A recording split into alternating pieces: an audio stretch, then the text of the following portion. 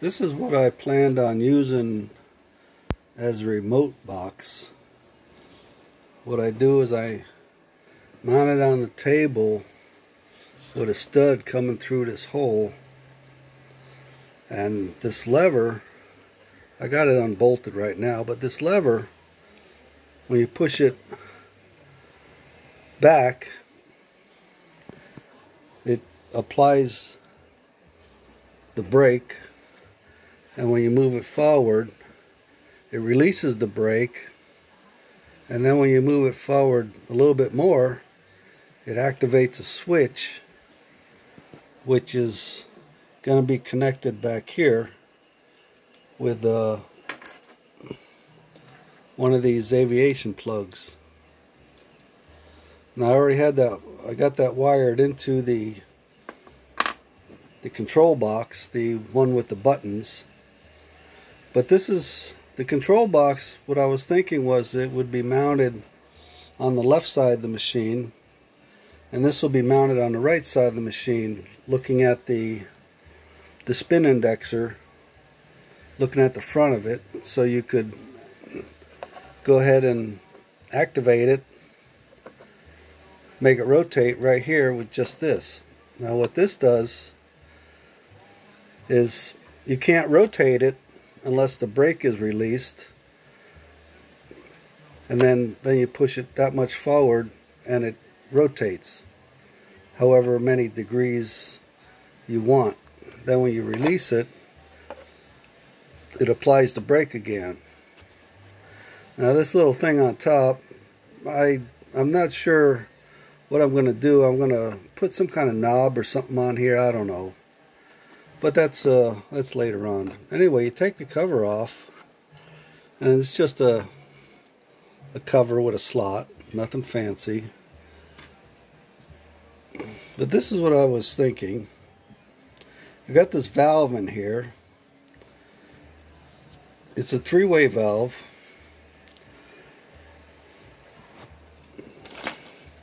So I got the air coming in, goes through the valve when it's activated. Air goes into the brake system, and then when the brake system is not active, it releases the brake with this port here.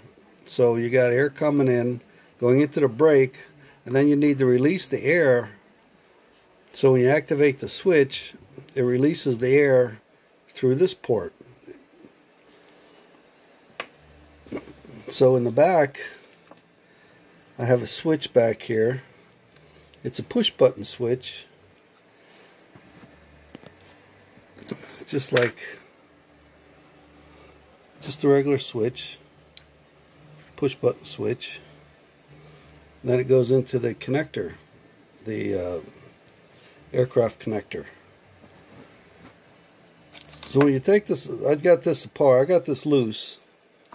So I take this off, and I made that out of a 1/4 inch angle.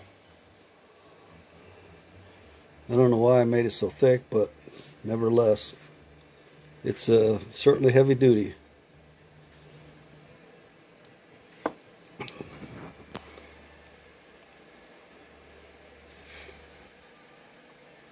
So to tighten that nut on the back,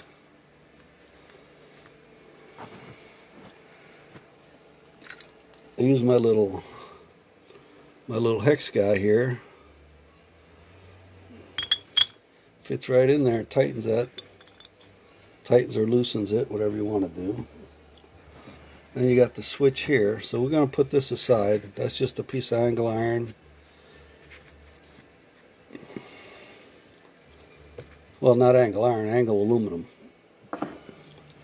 Okay, so this switch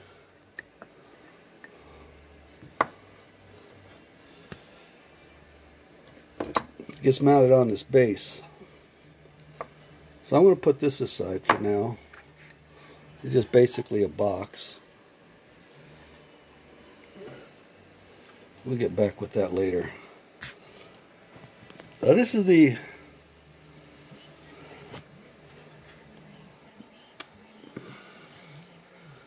the base where the switch is mounted to.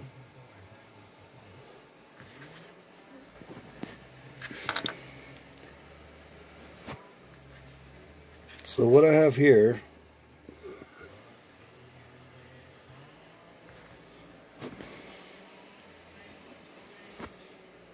there's this piece in here. See this piece with the dowel pin in it? Okay, you see these? Look at this first. Okay, this is the piece that activates the switch. The nose piece up here, I got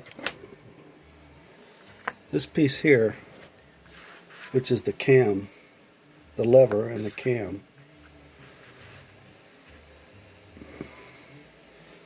And it pushes against this guy and pushes us back and pushes the switch.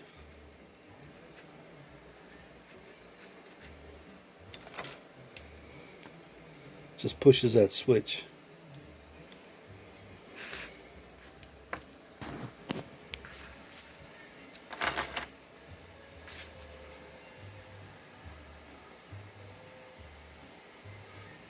That switch is mounted on a plate.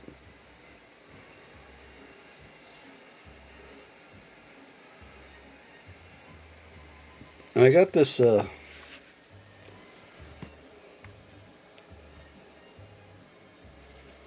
channel in here. And the reason I have that is because when this piece is in here, see, it'll go back.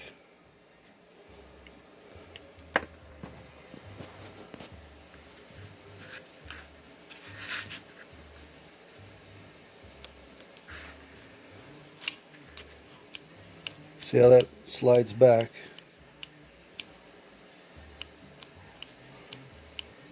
Engages that switch. Now the dowel pin is in there so that this piece won't move forward, because when the lever is up, this piece could literally just come right out. So you really don't want this piece coming out. So this dowel pin captures this part and keeps it from moving forward. Now, I got a lot of holes in this block because there was some issues with it. There was something I wanted to do and it didn't work. So when I got this valve, I put this piece on the top. I made this Delrin piece. Now what was originally here was this guy, this push button.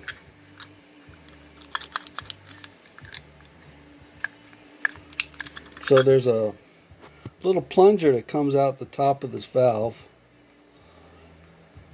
and I think it goes up about 1/4 inch, and then when this is on top, it engages and it just pushes that valve down, and that's what activates the valve inside here. So what I do is I made this block because I wanted to mount this, and I wanted this lever to operate this.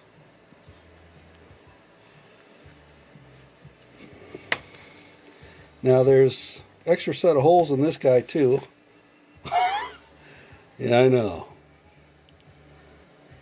Okay, what happened with this was that this block came with 2 holes, but I wanted a 3rd hole. So, because after this was all done, I needed some way to lift this piece up without it falling. So what I did was I drilled this thing out,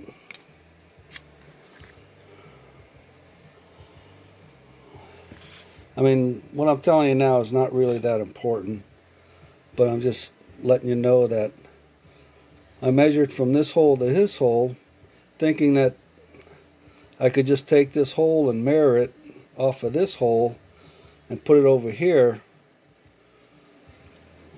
so that if I wanted to flip this block, or I wasn't sure which way I wanted it, this and that, so I could reverse this block and not worry about it. So I went ahead and drilled this guy out, and come to find out that when you mirror this hole off of this one, it comes out right at the very edge, and it doesn't work. So I had to move it over, and that's why we got extra holes here. You see that one's got elongated, but that's it. It's really I got it to work, and it's inside the case, and I didn't see any point in redoing this, making it look pretty, when it does the job. It works the way it's supposed to work. But anyway, these 3 holes I put up here, like I said, that was for some type of mount I was thinking about making, but I come up with something else. But let's get back to this this pivot. Now this lever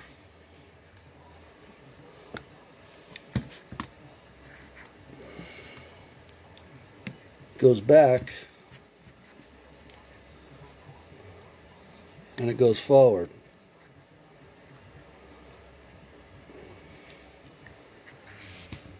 Now these cutouts, this is the exact same lever, except I removed this on the bottom, because I was thinking about putting the switch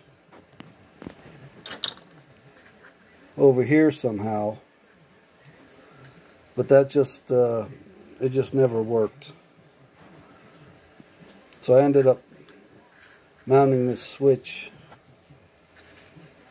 back here like this, so when this lever is activated, it pushes that rod, this rod, and it pushes the switch, and then releases the switch, pushes the switch, releases the switch. But anyway, that worked out a lot better, a lot easier.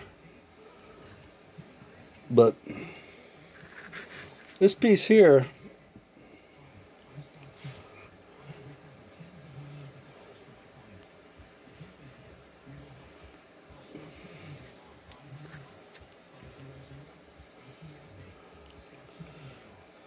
this cutout on the bottom is a stop. I wonder if this won't focus. Okay, won't focus on the white piece of paper. Okay, this cutout on the bottom is a stop, and this cutout on the top is a stop. This is the pivot point, and this is the cam. Now this stuff over here, that's just goes out to the handle, and there's a circle, and there's a 3/16 hole right through there. I got a dowel pin in there right now, just as a handle. We'll do something with that later on. But anyway, as this pivots, the valve has got that pin in it.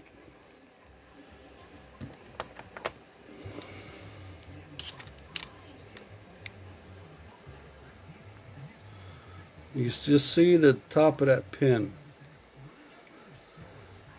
So what happens is that the pin is relaxed now.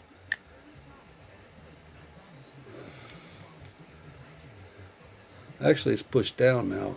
Now it's relaxed. So here at this point, it's relaxed, and then when this lever is turned, you see how much more material is between here and the hole. And that's what the cam action is, and then it pushes that pin and activates the valve body. Now this stop on top hits on the top of that block, and this stop on the bottom hits on the bottom of that block, and that just keeps you from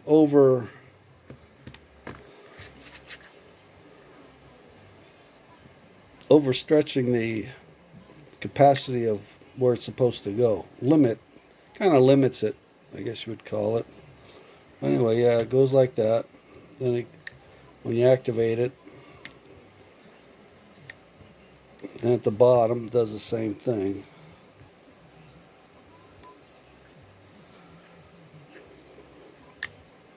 Now these brass pieces here, now this Delrin, I pushed this one side out so you can see that it's a pin with it's a brass tubing is what it is. Now when you use the pin in the Delrin, it doesn't pivot very well. It binds. So by putting the piece of brass in there, it acts like a bearing surface, and it makes it pivot a whole lot easier.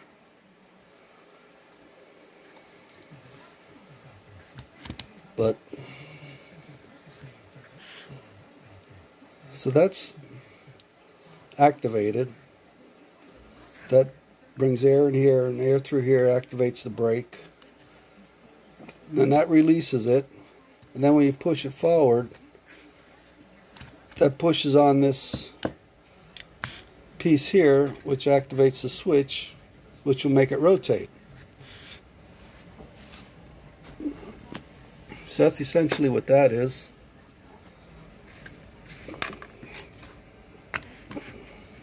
So I took the screws out of this because I wanted to take it apart, but you see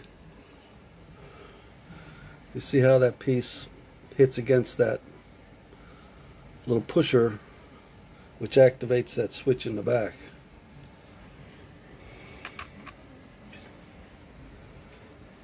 Okay, and all that fits.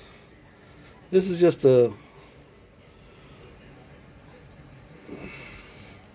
piece of aluminum. Like I said, I put a hole in it so I can mount this on the table, so I could reach over, make it work, lock it, do its thing, release it, make it work. Just kind of push it back and forth, you know. So all this fits inside of here.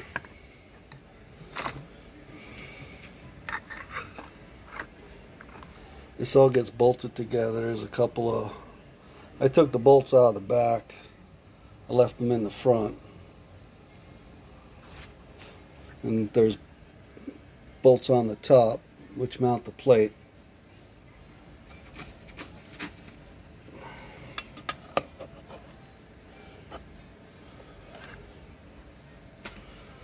So anyway, the thing was that, you know, when you need to move this, you need to lift it up somehow and move it. So that's why I put these holes in here. So I was thinking about making some kind of handle or rod or something to be able to pick this up with and move it.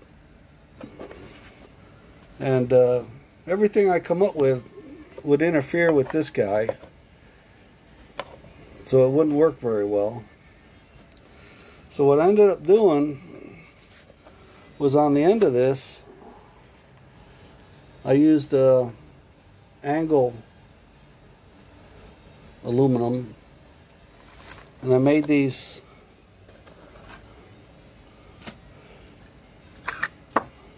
let me take this out before it falls apart. So I put these little angles on here.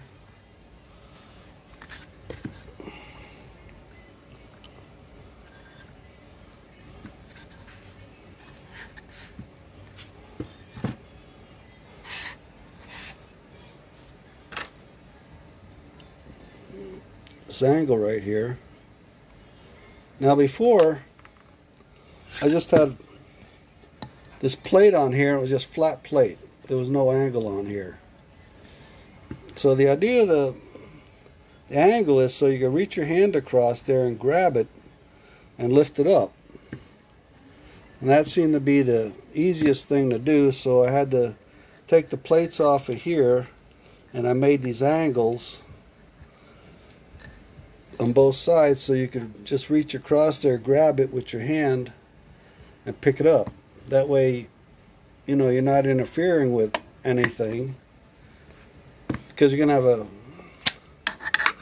you know, you gotta attach a cable to the back, and then these holes, slots here, are for the air lines to come out. And then of course this notch here is just clearance for that switch. I got to run the wires from that switch up to here.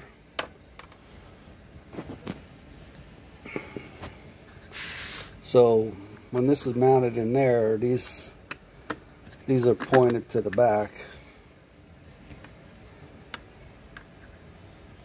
And then they exit through these holes in the back, the air lines, using 8mm tubing, push connector tubings.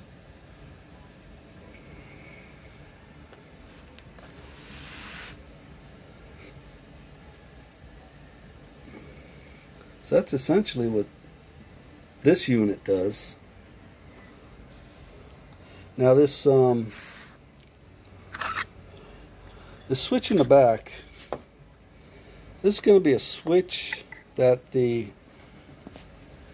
control box is going to be hooked to with, like I said, these aircraft connectors. Now see, the thing is that when I wire this switch from here to here, let's say you wanted the let's say your program is having the unit go like in a clockwise direction. Now this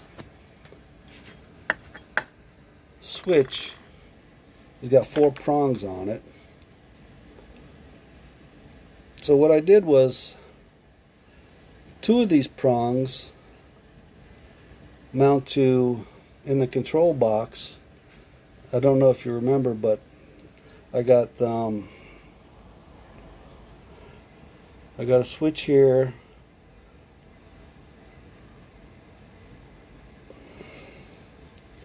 You got your left, your right, your select, your up and down. So on this one and on this one, I got a wire from here to here going to the shield, and then there's a wire going from here to here to the shield, telling it that this button is pressed and these 2 are now hot. So it makes a circuit. So in order to get this to make a circuit, what I do is I took a cable with 4 wires in it, and I mounted 2 of these wires to this one, and I mounted these 2 to this one, so that these 2 wires, when they connect, they'll activate this switch, which is basically the same thing as these 2 here. Now these 2 are going to be connected, not actually on this part, but on this part.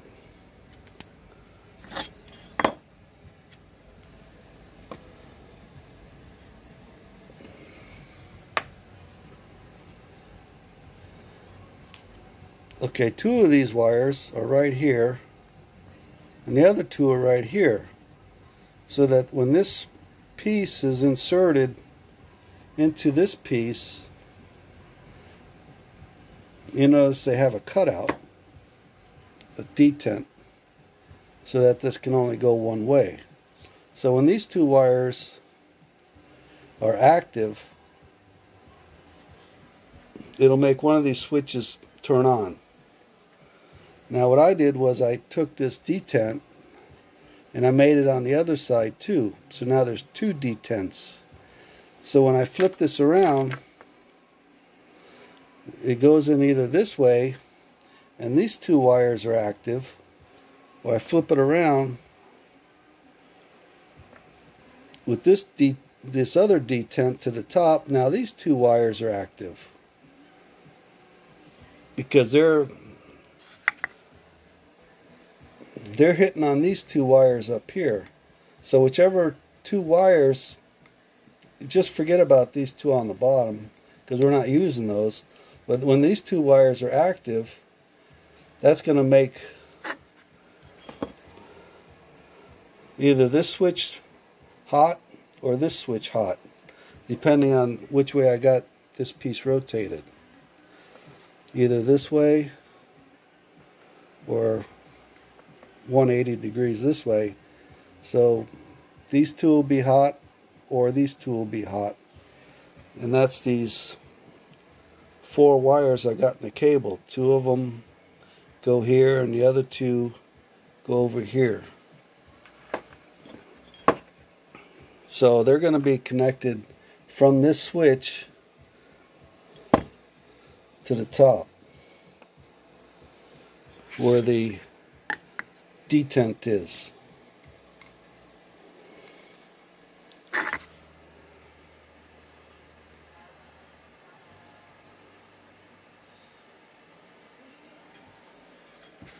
So that's how that's going to work. So that way, if I'm rotating it clockwise, I put this in one way and it'll rotate. When I activate the switch, it'll rotate clockwise, and if I'm rotating counterclockwise, I rotate this 180 and it'll activate this one, so then it'll turn counterclockwise. That way I'm using this one item as a switch. Either it's going to go in this way, or you're going to rotate it and it's going to go in this way, with these two top lugs being hot. That's what I was thinking. I think it should work. So anyway, that's kind of what this guy looks like. And we'll see. I just got to wire it and bolt it back together, and this one will be done. So anyway, that's that. All right, bye.